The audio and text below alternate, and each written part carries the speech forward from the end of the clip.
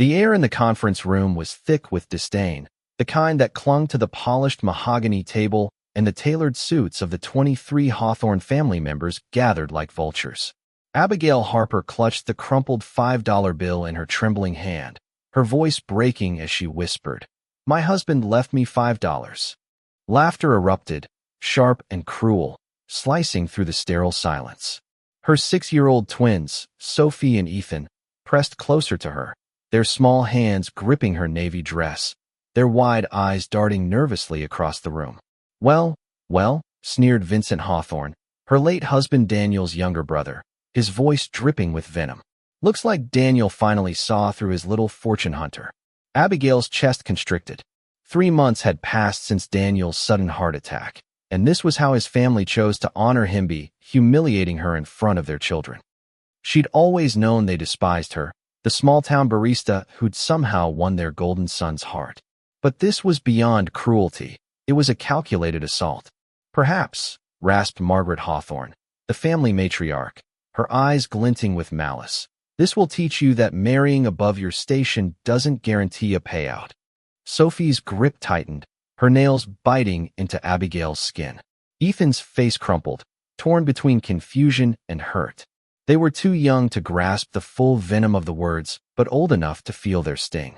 Abigail forced herself to stand tall, though her legs felt like they might give way.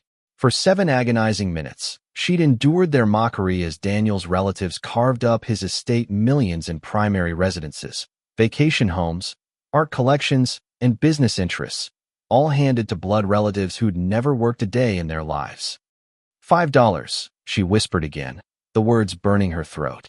The estate attorney, a wiry man named Leonard Price, cleared his throat, sweat beading on his forehead despite the room's frigid air. "Mrs. Harper," he said, his voice unsteady, "there's one more item." The laughter died. He produced a sealed envelope, his hands trembling. "Your late husband left explicit instructions that this be given to you privately after the reading." Vincent's eyes narrowed. "Privately? Everything should be read here, in front of the family." Price stood firm. "This is separate from the will entirely." The room's energy shifted, the Hawthorne's smug satisfaction souring into suspicion. Margaret's cane tapped the marble floor, her agitation palpable. "What kind of separate?" demanded Cassandra Hawthorne Lewis, Daniel's sister, her manicured nails clicking against the table. Abigail caught Price's express-ion flicker of vindication beneath his neutral mask. Sophie tugged at her dress. "Mommy, can we go home now?" Home. Their modest apartment across town, the one Daniel had insisted they keep, claiming he wanted the twins to learn the value of simplicity. Now, Abigail wondered if he'd been preparing her for this moment all along. In Price's private office, the door clicked shut, sealing them from the Hawthornes' predatory gazes. Sophie and Ethan sank into oversized leather chairs, exhaustion overtaking them.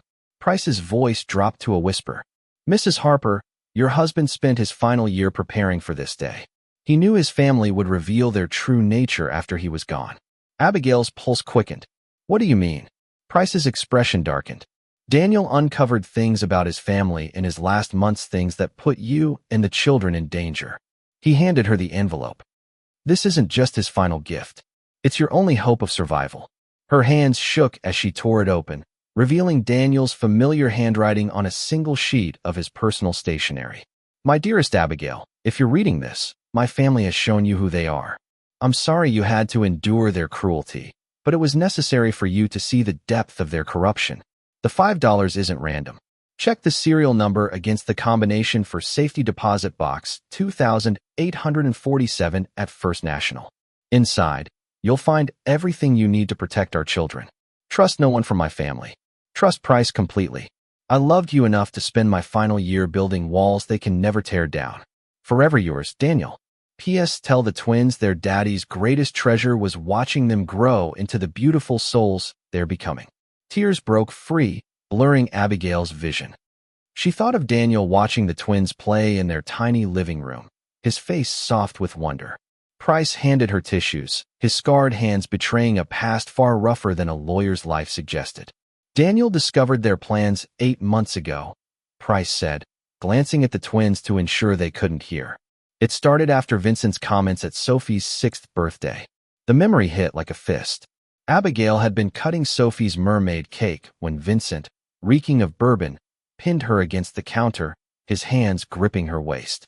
"When my brother dies, little Abigail," he'd whispered, "who'll take care of you?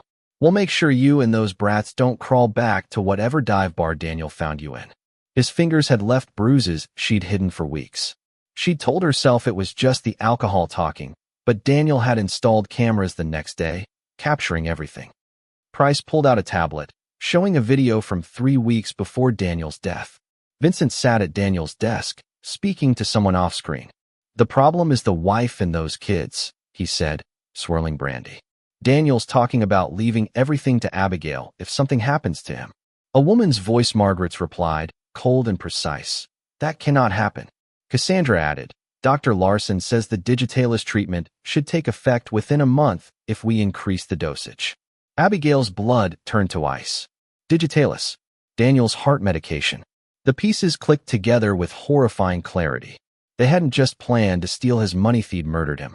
The drive to First National Bank felt surreal. The $5 bill's serial number B47291856 burned into Abigail's memory.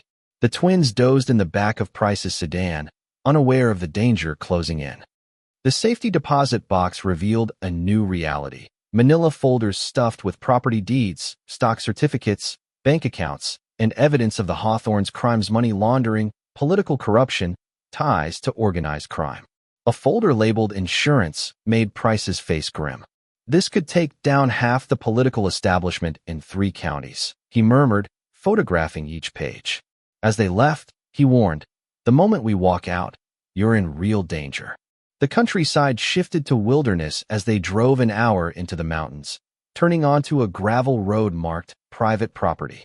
Price explained, "Daniel bought this land 3 years ago through a shell company.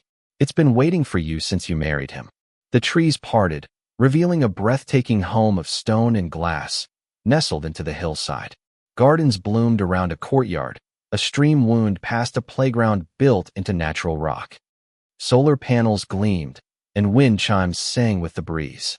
It was nothing like the Hawthorns' ostentatious mansion. This was a home designed for love, not display. 2 figures emerged, a woman in her 40s with silver-streaked hair and a man carrying fresh-baked cookies. Their warmth masked a predator's alertness. "Claire and David Lee," Price introduced. "Former FBI, now private security. Daniel hired them 2 years ago to prepare this place." Abigail's heart sank. If Daniel needed ex-FBI agents, the danger was worse than she'd imagined. Claire approached, her voice professional yet warm. "Mrs. Harper, we've been waiting for you." David offered cookies to the twins, his grandfatherly smile belying eyes that scanned for threats. "Your husband planned every detail for your safety," he said.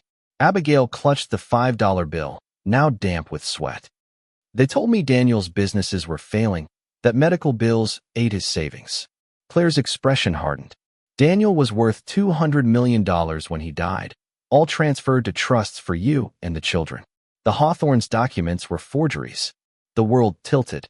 Abigail had scrimped on groceries, watered down juice, accepted their handouts all while sitting on a fortune. A glint in the distance caught her eye, a metallic flash, like a rifle scope. Claire cursed, her hand moving to a concealed weapon. David positioned himself between the twins and the tree line. "At least 3 positions," Claire said. "Professional setup." Abigail's phone rang, the caller ID chilling her. "Vincent Hawthorn." Claire nodded. "Answer it. Act normal." Vincent's voice oozed false concern. "Abigail, darling, I hope you're not running off without saying goodbye. We're worried about your mental state." The threat was clear. "What do you want?" she asked, watching Sophie chase a butterfly, oblivious to the danger. "Just a conversation, face to face. There's been a misunderstanding about Daniel's will." His laughter turned cold. "Accidents happen, especially to people who wander into the mountains unprepared. It'd be a tragedy if something happened to those beautiful children." The line went dead. Inside the house, Claire activated a wall of monitors showing thermal imaging of 7 armed figures circling the property. "Professional positioning," she said. "This isn't a family dispute, it's a military operation." Price revealed his true role. "I'm former FBI, specialized in financial crimes and witness protection." Daniel hired me to protect you. A new voice interrupted, a woman in her 50s, tall and commanding, stepping through a hidden panel. Director Elizabeth Kane, FBI Financial Crimes. I've been investigating the Hawthorns for 3 years. She explained their corruption had bought judges, prosecutors, and police chiefs. Daniel's evidence was damning but incomplete. They needed the Hawthorns to attempt murder to seal the case. Abigail's anger flared. You're using us as bait. Kane's eyes softened. We're protecting you while gathering evidence. There's a difference. Sophie's voice broke through. Mommy, why are you upset? Are the bad people coming? Before Abigail could answer, alarms flashed red. Perimeter breach, David reported. 2 vehicles on the access road. Monitors showed black SUVs approaching with precision. Vincent, Margaret, and Dr. Larson, the man who'd poisoned Daniel, emerged, flanked by mercenaries. Kane spoke into her radio. All units, execute containment protocol. But Vincent's voice boomed through hacked speakers. Abigail, let's not make this difficult. We just want to talk. Kane responded with authority. This is FBI Director Elizabeth Kane. You're surrounded. Withdraw or face arrest. A new voice joined Senator Caldwell, a powerful ally of the Hawthorns. Catherine, your warrants are questionable. Judge Hamilton's been suspended. The situation unraveled. Additional vehicles approached, 6 more armed hostiles. Kane acted fast. Initiate complete lockdown. Get the family to the safe room. David guided them to a hidden panel, revealing a reinforced room lined with monitors and supplies. Photos of Sophie and Ethan adorned the walls. Daniel's love preserved in death. Ethan studied the equipment. Mom, this isn't just a safe room. It's a command center. Outside, the Hawthorns prepared a siege. But Abigail's attention locked on Dr. Larson, moving toward a service entrance with a medical bag. He's planning to kill me, she realized, with the same drugs he used on Daniel. Her grief turned to rage. Not happening, she said, her voice steel. Kane nodded. Your husband left you the means to destroy them. The monitors showed tactical displays. Daniel had built a fortress for a war he knew was coming. Suddenly, the mountain erupted in white light, floodlights stripping the mercenaries' advantage. Vincent's voice cracked. What the hell? Kane seized the moment.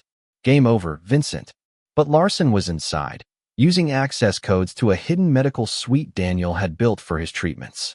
Abigail's heart sank. Daniel had trusted him, giving him a backdoor. Monitors confirmed Larson's entry, undetected by security feeds. He's in the basement, Claire reported, with surgical equipment, pharmaceuticals, and direct elevator access to this level. The safe room felt like a trap. Abigail's mind raced. Options. Kane hesitated. Evacuate to the surface, risk the mercenaries, or wait for Larson to come to us. Ethan's voice cut through. Why isn't he scared? Everyone else is running, but he's calm. Abigail studied the feed. Larson moved with chilling confidence. Price's face paled. What if he helped design the medical suite? The realization hit. Larson had a backdoor Daniel hadn't known about. Abigail's fingers tightened around the $5 bill. Ethan pointed to a maintenance Panella disguised coin slot. She inserted the bill, and a wall slid open, revealing a dark passage. They descended into a secondary command center, far more advanced than the safe room. Monitors showed a network of safe houses, bank accounts, and resources across 3 states. A red button labeled Final Option sat beside Daniel's note. Abigail, if you're here, everything else has failed. The choice you face will define you and our children. I trust you to make the right decision, even if it's not easy. Protect our children. I love you, Daniel.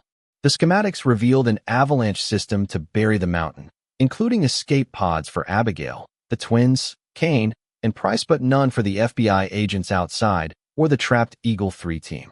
Sophie asked, would it stop the bad people? Abigail's throat closed.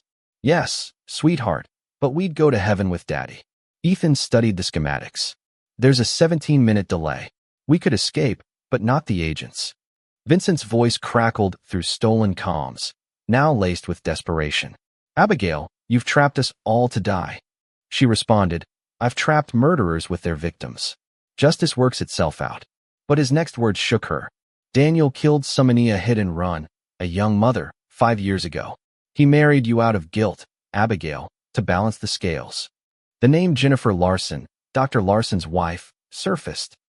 Vincent claimed Daniel's guilt drove him to Abigail, a single mother like the one he'd killed. Ethan's voice cut through. Daddy loved us. That's not guilt. Abigail clung to his words. Guilt might have brought Daniel to her, but love had built this fortress. Claire's voice interrupted. I can breach the safe room in 6 hours, but the halon gas could kill you if triggered. Abigail realized Claire revealed as Sandra Lee, a disgraced military operative, might know the avalanche system. But Ethan pointed out the system was hardwired, unhackable. The choice was Abigail's: destroy everyone or find another way. Sophie's question echoed. What would Daddy want? Abigail looked at her children's trusting eyes. He'd want us to be heroes, even if it's scary. She stepped back from the button. We save everyone. Using the tunnel system, they outflanked the Hawthorns. Abigail donned captured mercenary gear, feeling like a predator. In a natural cave, they trapped Vincent and Margaret with an EMP, disabling their equipment. Abigail's voice boomed. Surrender, or I bury this mountain. It was a bluff, but they didn't know. Vincent laughed bitterly. Walk away to where? Abigail activated seismic sensors, rumbling the mountain. Margaret's resolve cracked. You're not a killer. Abigail replied. I'm a mother with nothing to lose. Steel barriers sealed the chamber, trapping them. She lied. Larson confessed. Senator Caldwell's under investigation. Your empire's done. Playing doctored recordings, she demanded restitution, confessions, and an apology to her children. With Sandra closing in, Abigail sealed her in a tunnel.